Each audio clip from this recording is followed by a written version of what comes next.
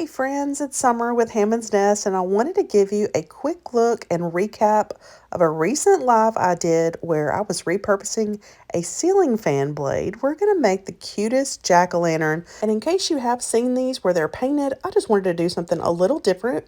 So I'm decoupaging some burnt orange homespun fabric onto the ceiling fan. I just cut it with some pinking shears to size, and you could do so many characters with these ceiling fan blades. You can do Santas and ghosts and snowmen and just scarecrows. Possibilities are endless there.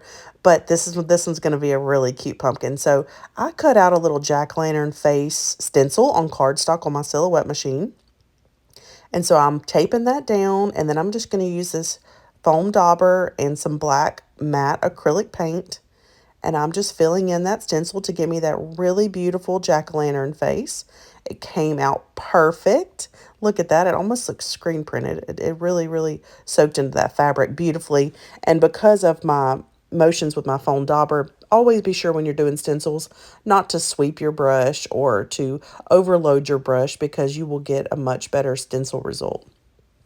Now we've got to make a cute bow to adorn our little jack-o'-lantern.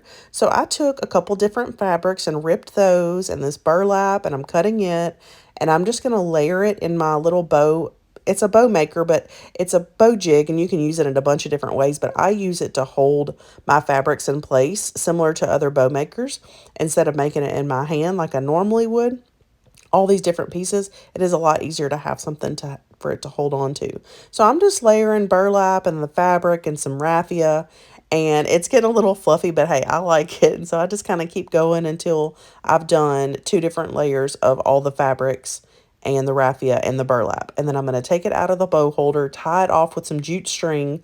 Always be sure, I say this in all my videos, make sure you get that center nice and tight. You'll be able to fluff and shape your bow so much better.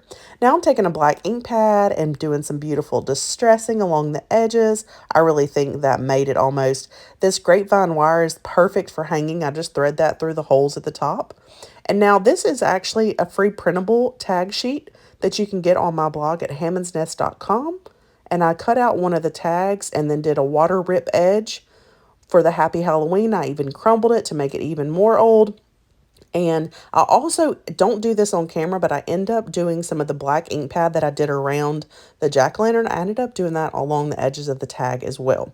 But let's build all of our embellishments up. We're going to use these faux leaves that I stapled on top. And once I laid that base down, that was so pretty. That's just extra texture and color.